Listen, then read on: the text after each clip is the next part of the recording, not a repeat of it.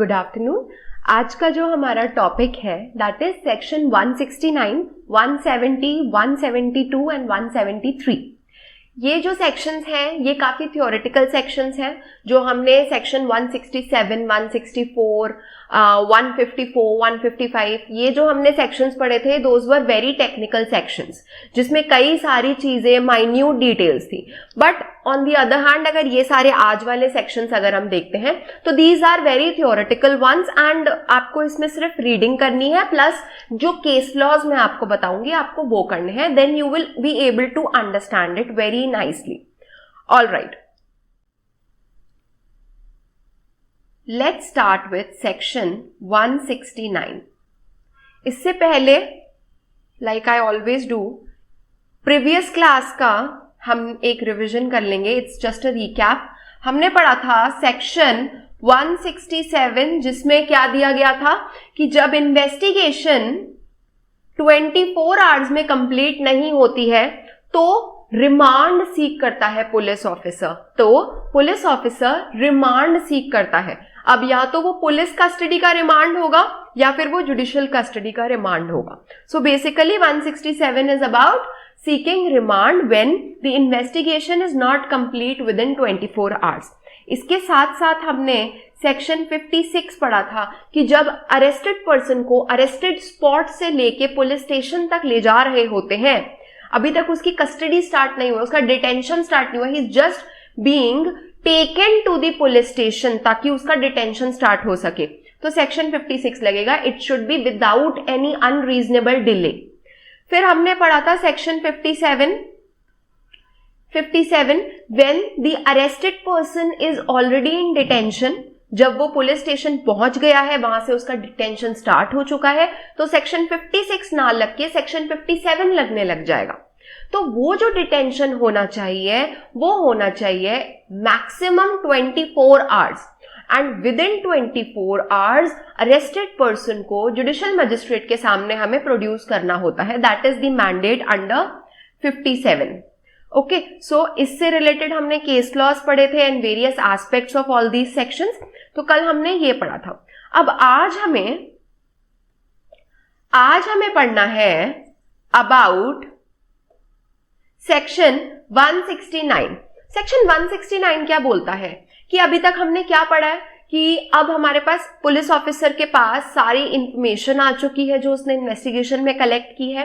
Confession under 164, other statement जो भी है जुडिशियल मजिस्ट्रेट ने सब कुछ रिकॉर्ड कर लिया है।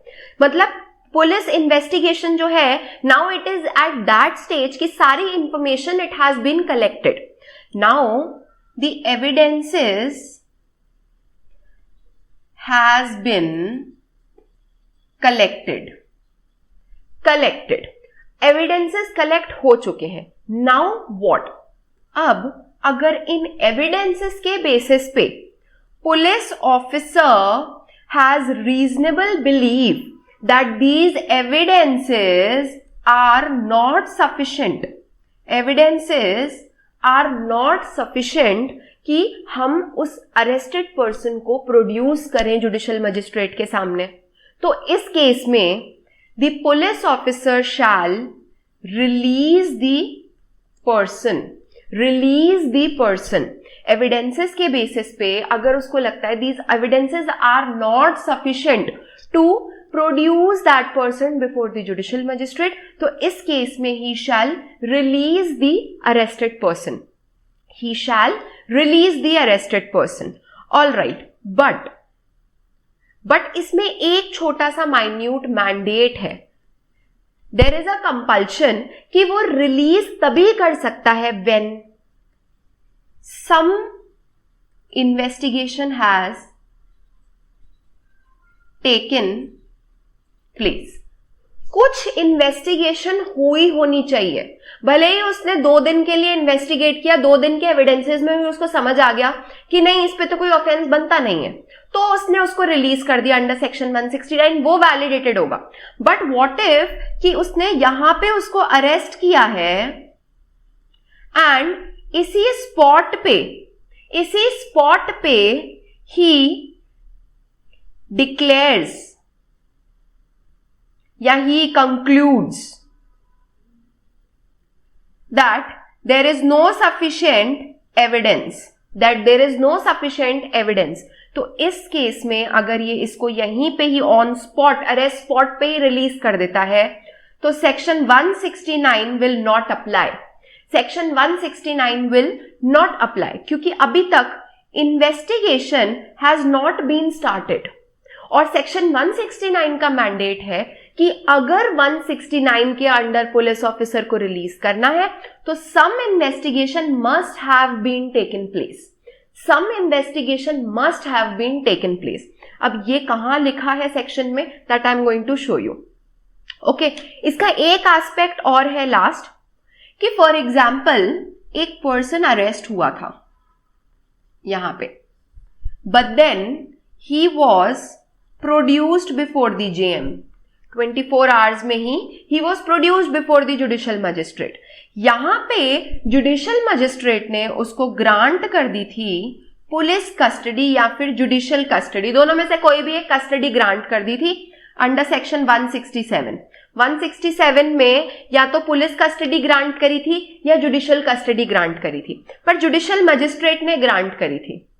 अब इस कस्टडी के दौरान अगर पुलिस ऑफिसर को यह लगता है कि the evidences are not sufficient to convict him, तो अगर वो उसको रिलीज कर देता है अपने आप on his own, that is not allowed. इसको क्या करना पड़ेगा, रादर ही मस्ट प्रोड्यूस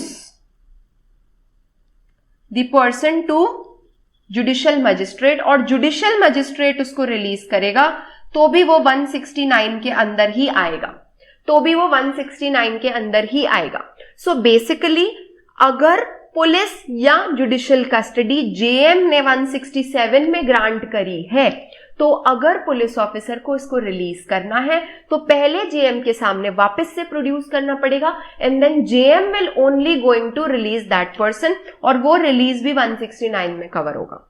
वहां पे अगर पुलिस ऑफिसर अपने आप से रिलीज कर देता है उसको पुलिस या जुडिशियल कस्टडी में से, तो it will not be a valid release, it will not be under section 169. All right, so this is about section 169. Now let's just read the bare section. Okay, section 169.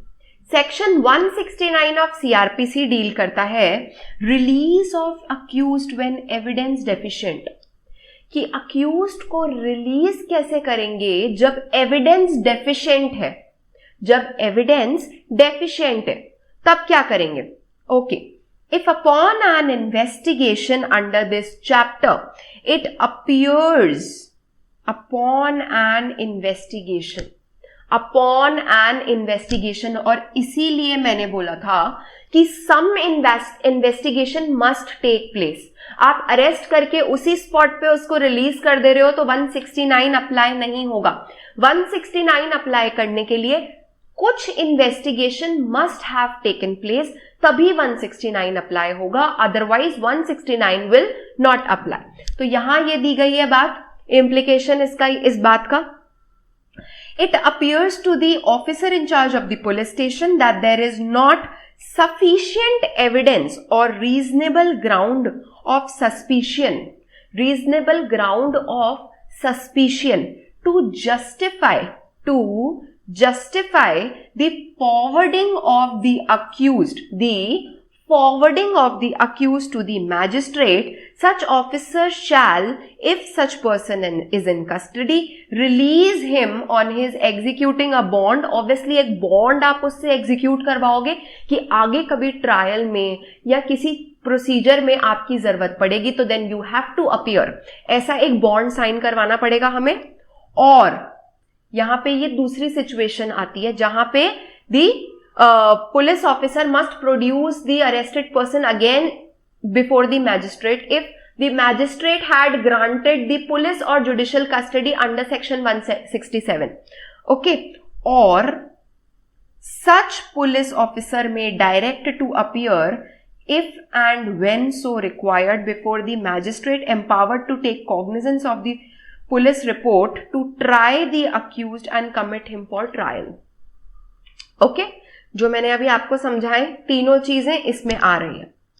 Okay, so this was, बहुत छोटा सा section है ये. This was section 169. It is very small and very easy. It is a very theoretical section. You just need to understand कि police officer कब खुद से release कर सकता है और कब उसको रिलीज करने से पहले जुडिशियल मजिस्ट्रेट के सामने प्रोड्यूस करना पड़ेगा. इसके अलावा you have to understand in this कि 169 में कुछ investigation must have taken place. अगर ऑन स्पॉट रिलीज किया है तो 169 का रिलीज नहीं होगा वो. All right, now section 170. 170 में दिया गया है कि अगर evidence against a person is sufficient तो आप उसको जेएम के सामने प्रोड्यूस करोगे. इससे पहले हमने पढ़ा 169 में when evidence deficient. This talks about evidence sufficient. Evidence sufficient. तो अगर एविडेंसेस जो इन्वेस्टिगेशन में पुलिस ऑफिसर ने कलेक्ट किए हैं वो एविडेंसेस अगर सफिशिएंट है टू कन्विक्ट अ पर्सन और they are sufficient to produce the person before the judicial magistrate, तो पुलिस ऑफिसर जो है इन्वेस्टिगेशन ऑफिसर वो जेएम के सामने उस पर्सन को प्रोड्यूस करेगा. Now it is upon the JM to conduct the trial and inquiry after taking the cognizance. Okay, यहां पे पर्सन को प्रोड्यूस करना होता है जो अरेस्ट हुआ था, प्लस कोई भी आर्टिकल्स, गुड्स या थिंग्स जो आपने कलेक्ट करी है, जो पुलिस ऑफिसर ने अरेस्ट के टाइम पे उस पर्सन में से कलेक्ट करी है, तो वो आर्टिकल्स, वो चीजें भी जुडिशियल मजिस्ट्रेट के सामने प्रोड्यूस की जाएंगी under section 170. Okay, we'll read the section. Section 170. Cases to be sent to the magistrate when evidence is sufficient. Evidence is sufficient. If upon investigation, obviously जब एविडेंस सफिशिएंट है तो इसमें भी investigation must have taken place. अगर investigation ही नहीं होगी तो evidences collect नहीं होंगे, और एविडेंसेस अगर कलेक्ट नहीं होंगे तो सेक्शन 170 कैसे अप्लाई होगा. ऑल राइट, तो if upon investigation it appears to the officer in charge of the police station that there is sufficient evidence और reasonable ground, then such officer shall forward the accused under custody to the magistrate empowered to take cognizance of the offence upon the police report and to try the accused and commit him for trial, or if the offence is bailable. First option क्या दिखाया इसमें, जब आप उस accused को magistrate के सामने produce कर रहे हो तो पहली चीज मैजिस्ट्रेट क्या कर सकता है, उस पर कॉग्निजेंस ले सकता है एंड देन उसको ट्राई कर सकता है, उसका ट्रायल कर सकता है. दूसरी चीज मैजिस्ट्रेट क्या कर सकता है कि अगर वो ऑफेंस बेलेबल है, अगर वो ऑफेंस बेलेबल है तो वो उस पर्सन से एक सिक्योरिटी लेंगे कि आप बाद में मैजिस्ट्रेट के सामने प्रोड्यूस होगे एंड देन अब उसकी attendance from day to day before the magistrate. So that means पहली चीज तो यहां तो वो उस पर कॉग्निजेंस लेगा और ट्रायल कमिट करेगा उसका. दूसरी चीज, अगर बेलेबल ऑफेंस है तो वो उसको ऑब्वियसली बेल ग्रांट करेगा if he seeking for bail. उससे पहले उसको सिक्योरिटी लेनी पड़ेगी उससे to appear and attend before the magistrate, before the magistrate. तो ये दो चीजें हैं जो 170 में जब आप किसी पर्सन को मैजिस्ट्रेट के सामने प्रोड्यूस करोगे, the magistrate is empowered to do all these both things. Okay, next When the police officer in charge of the police station forwards the accused person to a magistrate or takes a security of his appearance before such magistrate, he shall send to such magistrate any such weapon. I told you कि कोई भी article है, thing है, अब वो weapon भी हो सकता है, वो कोई डॉक्यूमेंट भी हो सकता है, कोई भी ऐसा वेपन या any other article it may be necessary to produce before him shall require the complainant and so many of the person to appear to the officer acquainted with the facts and circumstances to execute a bond before the magistrate and prosecute or give evidence in matter of charge against the accused. So basically accused को produce किया जाएगा, सारे weapons और articles को produce किया जाएगा, इसके अलावा और जितने भी इंफॉर्मेंट, कंप्लेनेंट एक्सेट्रा लोग थे जो कि ऑफिसर को लगता है कि ये facts and circumstances of the case से अक्वेंटेड हो सकते हैं, उनसे बॉन्ड साइन कराया जाएगा, bond to appear before the magistrate. जब भी ट्रायल स्टार्ट होगा तो आप उसमें अपीयर होगे. All right, if the court of CJM is mentioned in the bond, अगर बॉन्ड CJM के सामने प्रोड्यूस होने का है तो such court shall include any court to which such magistrate may refer the case for inquiry or trial. तो अगर CJM mentioned है उस बॉन्ड में कि हम CJM के सामने अपीयर करेंगे, तो उसमें उस CJM में कौन कौन इंक्लूड होता है? उसमें इंक्लूड होता है any court, any magistrate, any court जिसको CJM अपना केस रेफर कर सकता है. All right, then so this was all about section 170. Very easy. Now we'll be getting into section 172 which deals with police diary, या जिसको हम case diary भी कहते हैं. केस डायरी या फिर daily diary. Daily diary. Diary is what is diary?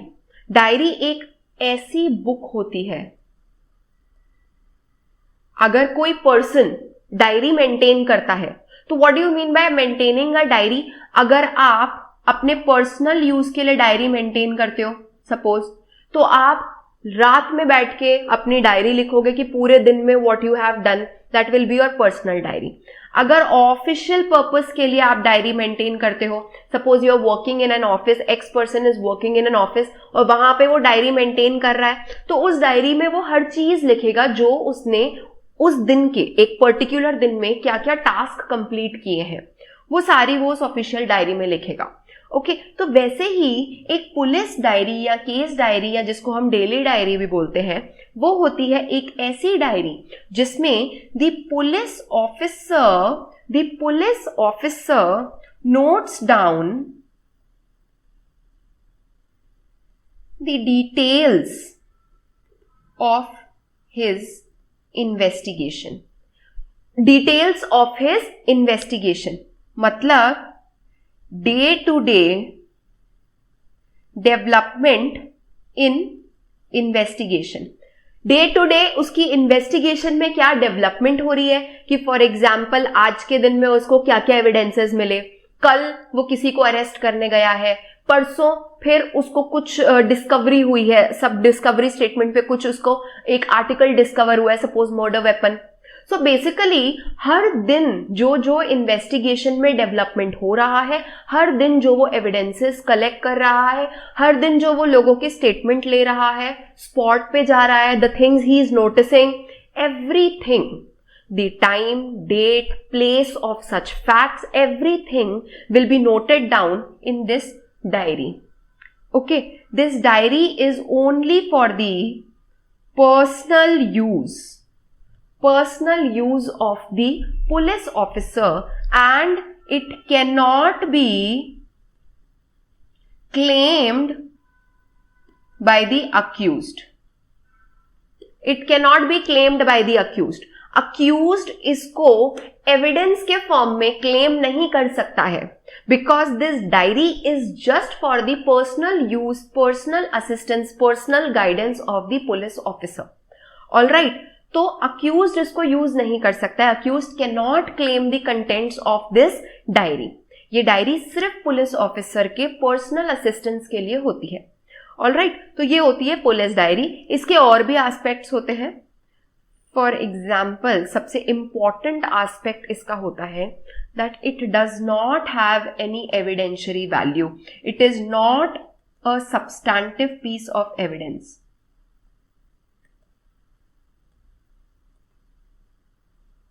ये हमें कैसे पता लगा? क्योंकि this is only for the personal use of the police officer.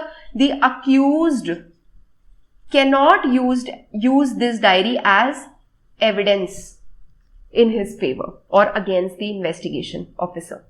Okay, तो इसीलिए it is not a substantive piece of evidence.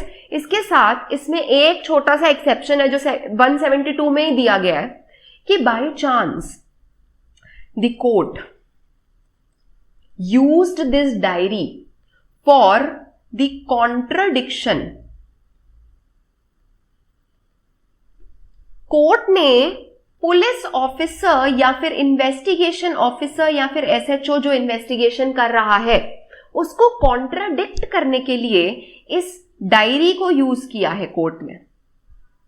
Then इस केस में even the accused can refer to this diary under section 145 of Indian Evidence Act. Under section 145 of Indian Evidence Act. तो इस case में accused भी इस diary को refer कर सकता है 145 इंडियन एविडेंस एक्ट के अंदर. ये तो हुआ फर्स्ट एक्सेप्शन. इसका सेकंड एक्सेप्शन भी होता है कि फॉर एग्जाम्पल ट्रायल के दौरान पुलिस ऑफिसर ने इस डायरी को यूज किया है विटनेस के लिए. और विटनेस को क्यों दी गई है ये diary? For refreshing the memory. For refreshing the memory. Witness की मेमोरी रिफ्रेश करने के लिए इस डायरी को पुलिस ऑफिसर ने विटनेस को रेफर करवाया है. तो even in this case the accused can refer this diary under section 161 Indian Evidence Act. मतलब accused उस डायरी के बेसिस पे विटनेस को क्रॉस एग्जामिनेशन कर सकता है, क्रॉस एग्जामिन कर सकता है. That is given under section 161. That is given under section 161 Indian Evidence Act. तो ये दो exceptions हैं. Otherwise, this diary is not a substantive piece of evidence and it cannot be used as an evidence by the accused. It is just for the personal use of the police officer. Let's just read the section and the case laws regarding police diary. Section 172. Section 172 क्या बोलता है कि diary of proceedings in investigation. Diary of proceedings in investigation. Every police officer making an investigation under this chapter shall day by day enter his proceedings that I told you in the investigation in the diary. और उसमें उसको क्या क्या लिखना है? The time at which the information reached him, the time at which the investigation began and time at which the investigation was closed. Okay, or the place visited by him, the spot. Okay, the statement of the circumstances ascertained through his investigation. कि उसको क्या लगता है अपनी investigation से, उसका statement भी वो उस डायरी में लिख सकता है. Okay. Statement of the witnesses recorded during the course of investigation under section 161. ये भी इस डायरी में इंसर्ट किए जाएंगे जो उसने एग्जामिनेशन किया था विटनेसेस का. Diary shall be volume and duly paginated. Okay. Criminal court may send for the police diary of a case under inquiry or trial in the court and may use such diary not as evidence but to aid in it. यहां पे मैंने बोला है कि इस diary को evidence में use नहीं किया जा सकता है, but it can be used to aid the inquiry और ट्रायल बाय द कोर्ट का इंक्वायरी या ट्रायल को एड करने के लिए इस डायरी को यूज किया जा सकता है, okay, but as an evidence नहीं यूज किया जा सकता. अब एड करने के लिए as in which sense? Court इसको यूज कर सकता है to ask questions under section 165 evidence act, okay. 313 statement CrPC, accused का स्टेटमेंट लेने के लिए इस डायरी को यूज किया जा सकता है. 311 re examination of the witnesses CrPC, इसके लिए भी यूज किया जा सकता है. क्रॉस क्वेश्चनिंग करने के लिए कोर्ट इसको यूज कर सकता है डायरी को, एटसेट्रा. सो बेसिकली कोई भी ऐसी चीज जिससे कि इन्वेस्टिगेशन प्रोसीजर में जो चीजें रिकॉर्ड हुई है डायरी में, उससे कोर्ट के इंक्वायरी या ट्रायल को एड मिल सकता है, उन चीजों के लिए कोर्ट जो है इस डायरी को यूज कर सकता है. अदरवाइज किसी एविडेंशियरी पर्पस के लिए इसको यूज नहीं किया जा सकता है. All right.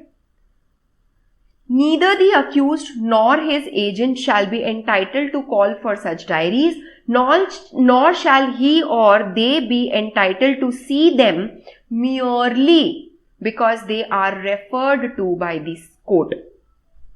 But if they are used by the police officer to refresh the memory, or the court uses them for the purpose of contradicting such police officer, then the provision of section 161 and 144 will apply. That means the accused can also use such diary for contradiction under 145 and cross-examination under section 161 Indian Evidence Act.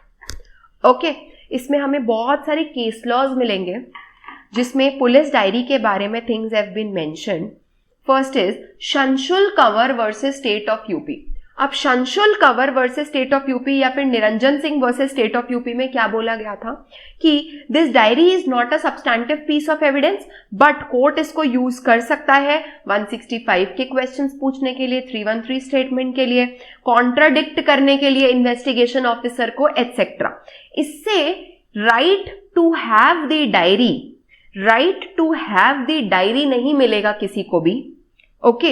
लेकिन अगर court ने contradict किया है IO को, investigation officer को, on the basis of that diary, तो accused के पास भी राइट आ जाता है कि वो इस डायरी को यूज करेगा under section 161 and 145. All right. Next case Mukund Lal versus Union of India. Mukund Lal versus Union of India, इसमें क्या बोला गया था कि case diary is not a substantive piece of evidence, it should not be given to the accused को नहीं दी जा सकती है. मोरओवर अगर केस डायरी अक्यूज्ड को दी जा रही है, बाय चांस अगर हम अक्यूज्ड को दे देते ये डायरी, तो इसके क्या कॉन्सिक्वेंसेस होंगे? It will unnecessarily complicate the case, because accuse फिर उसमें से पॉइंट्स रेज करेगा. So it will unnecessarily complicate the case and it would delay the proceedings. All right. So this is about police diary or case diary or daily diary. Okay. Next that we are going to study is section 173, which talks about police report. Police report मैंने आपको बताया था कि जब FIR होती है, फिर उस पे पुलिस रिपोर्ट फाइल होती है इन्वेस्टिगेशन के बाद, देन उस पुलिस रिपोर्ट पे मजिस्ट्रेट कॉग्निजेंस लेता है, देन प्रोसेस इशू करता है, एटसेट्रा. ओके, तो वो पुलिस रिपोर्ट की हम यहाँ 173 में बात कर रहे हैं। पुलिस रिपोर्ट एक ऐसी रिपोर्ट होती है जिसमें पुलिस ऑफिसर, एक वो रिपोर्ट है ये जो पुलिस ऑफिसर पूरी इन्वेस्टिगेशन कंप्लीट करने के बाद उस पूरी इन्वेस्टिगेशन की एक रिपोर्ट फॉर्म करता है कि इस इन्वेस्टिगेशन में क्या क्या हुआ, कंप्लेनेंट कौन था उसकी डिटेल्स, अक्यूज्ड कौन था उसकी डिटेल्स, क्या क्या सेक्शंस इसमें अक्यूज्ड के अगेंस्ट लग रहे हैं वो सब सेक्शंस, और क्या क्या स्टेटमेंट्स लिए, क्या क्या medical reports I, everything which was occurred during the course of investigation and it was useful to connect the chain of evidences, वो सारी चीजें पुलिस रिपोर्ट में मेंशन की जाएंगी, पुलिस रिपोर्ट में मेंशन की जाएंगी। सो पुलिस रिपोर्ट दो तरीके की हो सकती है, एक होगी पॉजिटिव, एक होगी नेगेटिव।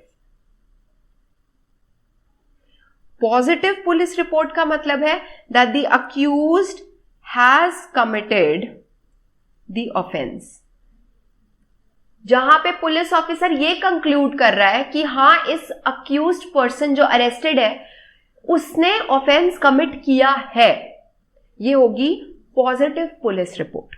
तो इस केस में the accused will be produced before the magistrate under section 170, okay, जिसको हम चार्जशीट भी बोलेंगे। ये वाली जो पुलिस रिपोर्ट होगी इसको हम चार्जशीट बोलेंगे, इसको हम चार्जशीट बोलेंगे because it is a sheet जिसमें अक्यूज्ड के अगेंस्ट चार्जेस मेंशन्ड है। ओके, एक हो सकती है नेगेटिव पुलिस रिपोर्ट। ये क्या होगी? Negative police report will be जिसमें पुलिस ऑफिसर ये कंक्लूड करेगा that the accused has not committed the offence, accused has not committed the offence. यहां पे पुलिस ऑफिसर एक नेगेटिव रिपोर्ट बनाएगा कि अक्यूज्ड ने ऑफेंस कमिट नहीं किया। इन्वेस्टिगेशन करने के बाद पता लगा कि कोई ऑफेंस अक्यूज्ड के अगेंस्ट बनता ही नहीं है। ओके, तो इस केस में due to evidences are deficient तो सेक्शन 169 अप्लाई होगा जिसमें इसको रिलीज कर दिया जाएगा एंड जो रिपोर्ट दी जाएगी, जो नेगेटिव रिपोर्ट दी जाएगी उसको हम बोलेंगे closure report. Closure report. Positive report के केस में चार्जशीट फाइल होती है, नेगेटिव रिपोर्ट के केस में क्लोजर रिपोर्ट फाइल होती है। Closure is closure of the case, case को अब हम क्लोज कर रहे हैं because the accused has not committed any offence. Okay, अब हम इसका सेक्शन पढ़ेंगे, उससे आपको पता चल जाएगा कि इसमें क्या क्या चीजों को हमें इंक्लूड करना है। All right, police report section 173, report of police officer on completion of investigation, report of police officer on completion of investigation. Every investigation shall be completed without unnecessary delay. अब पूरी इन्वेस्टिगेशन करते time police officer को unnecessary का delay avoid करना होता है, unnecessary का delay avoid करना होता है। The investigation in relation to rape of a child, वैसे इन्वेस्टिगेशन किसी ऑफेंस की कितने टाइम में कंप्लीट होनी है उसका कोई time period as such given नहीं है, बट अननेसेसरी डिले नहीं होना चाहिए। But only in case of rape of a child, अगर रेप ऑफ अ चाइल्ड का केस है तो ये इन्वेस्टिगेशन 3 months में कंप्लीट हो जानी चाहिए, 3 months में कंप्लीट हो जानी चाहिए। Okay, as soon as it is completed, the officer in charge of the police station shall forward to the magistrate a report, और उस रिपोर्ट में वो क्या क्या लिखेगा? Please read carefully. the names of the parties, the names of the parties, nature of the information, name of the person who appear to be acquainted with the case. Okay, the fact whether an offense appears to have been committed or not, whether he has been released on bond, whether he has been forwarded to the magistrate under section 170, whether the report of medical examination of a woman has been attached. The officer shall also communicate the action taken by him, कि उसने क्या action लिया है आगे। Okay, to the person by whom the information was first given. All right. जिसने पहली information दी थी, suppose FIR, उसको आपको बताना होगा कि पुलिस ऑफिसर ने उस पर क्या एक्शन लिया है, whether it is a positive police report like a chargesheet और it is a negative police report like a closure report. तो ये चीज आपको बतानी पड़ेगी. Where a superior officer has been appointed under section 158, the report shall be submitted through that officer. आपको सबसे पहले जो SHO है उसको अपने सुपीरियर ऑफिसर को रिपोर्ट देनी पड़ेगी, वो सुपीरियर ऑफिसर जाके JM को देगा. Okay. Whenever it appears from the report that the accused has been released on bond, the magistrate shall make such order for the discharge of such bond. Okay. When such report is in respect to a case to which section 170 applies, the police officer, मतलब section 170 apply मतलब है कि it is a positive police report, that is evidence sufficient, the person has been produced before the magistrate.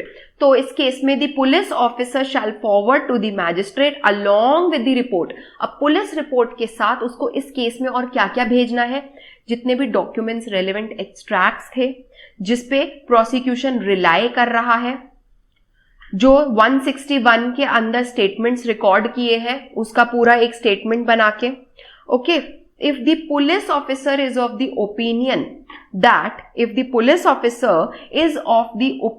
that any part of the police of such statement is not relevant to the subject matter of the proceeding, or that its disclosure is not essential in the interest of justice, कोई अगर ऐसा matter है कि इसको disclose करना is not essential in the interest of justice, तो और it is in expedient in public interest, तो वो इंडिकेट कर देगा उस पार्ट को और साथ में एक नोट लगा देगा रिक्वेस्टिंग द मैजिस्ट्रेट कि इसको आप एक्सक्लूड कर देना, इस पार्ट को, don't disclose this part. Okay. All right. This is very important clause. It deals with further investigation. अब section 173 clause 8 states further investigation. What happens is police officer ने investigation करी सबसे पहले और इस इन्वेस्टिगेशन के बेसिस पे एक police report under section 173 clause 2 इसने जुडिशियल मजिस्ट्रेट के सामने प्रोड्यूस कर दी है. बट इस पुलिस रिपोर्ट को प्रोड्यूस करते time he was of reasonable suspicion, या फिर उसका कुछ ऐसा रीजनेबल बिलीव था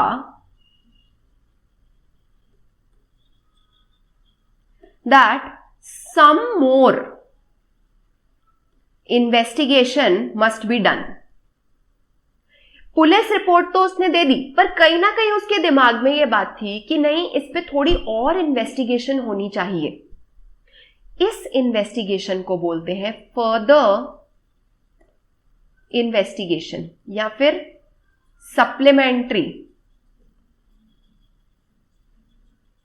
इन्वेस्टिगेशन या फिर सप्लीमेंट्री इन्वेस्टिगेशन. तो इस केस में पुलिस रिपोर्ट देने के बाद भी the police officer will continue with the investigation and then इस सेकेंड इन्वेस्टिगेशन या जो कंटिन्यूड इन्वेस्टिगेशन है उसके बाद एक पुलिस रिपोर्ट और वो जेएम के सामने देगा. इसको बोलेंगे सप्लीमेंट्री पुलिस रिपोर्ट या फिर supplementary chargesheet.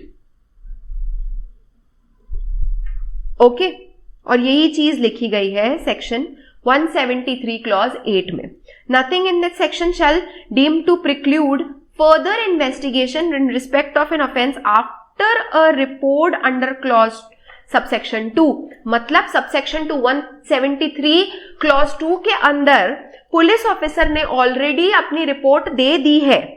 has been forwarded to the magistrate, and upon such investigation officer in charge obtains further evidence. उसने अपनी इन्वेस्टिगेशन को कंटिन्यू रखा और फर्दर एविडेंस उसके सामने निकल के आए, तो इस केस में वो एक और रिपोर्ट फॉरवर्ड करेगा टू द मैजिस्ट्रेट, जिसको हम फर्दर रिपोर्ट बोल रहे हैं, सप्लीमेंट्री चार्जशीट, सप्लीमेंट्री रिपोर्ट, कुछ भी बोल सकते हैं। Further report to the magistrate, तो इस केस में वो ये फर्दर रिपोर्ट जो है मैजिस्ट्रेट को फॉरवर्ड करेगा, इसे बोलेंगे हम फर्दर इन्वेस्टिगेशन या फिर सप्लीमेंट्री इन्वेस्टिगेशन। ओके, अब एक छोटा सा टॉपिक और आता है इसमें हम जो करेंगे, दैट इज प्रोटेस्ट पिटिशन।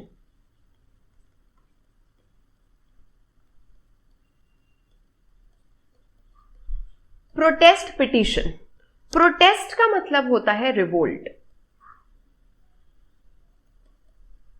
तो इस जो पिटीशन होगी इसका नेचर भी ऐसा ही होगा। What nature? Revolting nature. ये कब होती है? फॉर एग्जाम्पल, किसी पुलिस रिपोर्ट पे जो जेएम के सामने रखी गई, the JM denied to take cognizance on that police report. JM ने डिनाई कर दिया that I will not take cognizance on this police report. तो जो इंफॉर्मेंट था, ओके, जिसका केस है, जो इंफॉर्मेंट था, वो एक प्रोटेस्ट पिटीशन डालेगा against this order of the magistrate, against this order of the magistrate. Which order?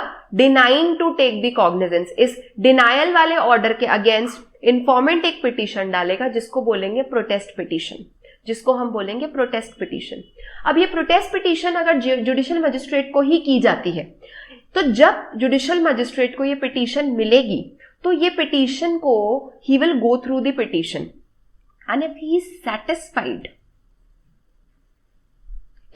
satisfied, then he will take cognizance on such police report, relate back करके उस पुलिस रिपोर्ट को जिसपे कॉग्निजेंस लेने के लिए उसने deny कर दिया था, बट अब अगर वो इस प्रोटेस्ट पिटीशन से सेटिस्फाइड है तो उस पुलिस रिपोर्ट पे कॉग्निजेंस लेगा। That is the first option judicial magistrate का। सेकेंड ऑप्शन क्या है कि उस पुलिस रिपोर्ट को कंसिडर ना करके वो इस प्रोटेस्ट पिटीशन को, he will consider this protest petition as a complaint to the JM directly, और फिर इस पे under section 200 complaint proceedings initiate करेगा, कंप्लेंट प्रोसीडिंग्स इनिशिएट करेगा। तो ये होती है प्रोटेस्ट पिटीशन। प्रोटेस्ट पिटीशन कब की जाती है? प्रोटेस्ट पिटीशन किसको की जाती है? प्रोटेस्ट पिटीशन मिलने के बाद जेएम के पास क्या दो ऑप्शंस होते हैं। ओके, सो ये जो प्रोटेस्ट पिटीशन से रिलेटेड जो भी फैक्ट्स हैं, जो भी प्रिंसिपल्स हैं, it was held in the case of Bhagwant Singh versus commissioner of police and Indian institute of medical science employees union versus Union of India. All right, so this is the case about protest petition. Further investigation, further investigation पे एक case law हमें पढ़ना है जिसमें क्या लिखा है कि अगर फर्दर इन्वेस्टिगेशन करनी है, फॉर एग्जाम्पल अगर एक केस है जिसपे पुलिस ऑफिसर ने, अगर कॉग्निजेबल केस है तो बिना परमिशन के इन्वेस्टिगेशन शुरू कर दी थी अंडर सेक्शन 156 और उस पे पुलिस रिपोर्ट दी है उसने। बट अगर नॉन कॉग्निजेबल ऑफेंस था वो, तो 155 के अंदर परमिशन लेकर, कोर्ट की, मजिस्ट्रेट की परमिशन लेकर उसने इन्वेस्टिगेशन स्टार्ट करी है। तो in both the cases investigation same होगी चैप्टर 12 की, एक में बिना परमिशन ऑफ द कोर्ट के, एक में with the permission of the court. तो चैप्टर 12 की दोनों में इन्वेस्टिगेशन हुई है एंड देन पुलिस ऑफिसर ने उस पर पुलिस रिपोर्ट फाइल करी है, but police officer decided to continue the investigation, मतलब फर्दर इन्वेस्टिगेशन करने का उसने डिसाइड किया। सो द क्वेश्चन इज, क्या अब फर्दर इन्वेस्टिगेशन करने के लिए the police officer again has to take the permission of the court और the magistrate? The law is no, the police officer need not take the permission of the magistrate again to start with the further investigation or to continue with the investigation after filing the police report. But अगर हम matter of propriety देखें, that is legal principles, अगर हम एक superiority का principle देखें, तो the police officer must take the permission of the magistrate, but he is not bound to take, and that has been declared held in the case of Tara Singh versus State and Suresh Chandra Jain versus State of UP, Ramlal Narang versus State of Delhi Administration, Randhir Singh Rana versus State. The police officer has the power to investigate the cognizable case. Non-cognizable case में the magistrate has already ordered him to investigate under section 155, and this is section 156. We have already studied. Once he has started the investigation, he does have the power to continue with the investigation on his own, and there is no need to take the permission of the JM again. Okay, but nevertheless, the propriety requires that he must inform the JM regarding the further investigation. Alright, so this is all about police report. तो आज हमने section 169 evidence deficient, section 170 evidence sufficient, section 172 police diary and section 173 police report ये पढ़ा है. This is important from prelims point of view only. ये prelims में आपसे पूछा जाएगा. जनरली 169, 170 के ऊपर मेंस में क्वेश्चन नहीं आता है, but police report and police diary में आस्क. आज तक बहुत कम बार पूछा गया, लाइक वंस और ट्वाइस ओनली, बट किसी भी जुडिशरी, स्टेट जुडिशरी में they may ask in mains also, but prelims में they definitely ask about all these sections. So it is very important from prelims point of view. Mains के लिए regarding ये दोनों sections है कि आप इसको हाँ पढ़ लो, mains में पूछा जा सकता है, but prelims में definitely इस पे questions आते हैं CRPC में से. So this was important. ये जो चारों sections थे, they are easy but important at the same time. So in your next class we'll be dealing with next topic, that is bail maybe.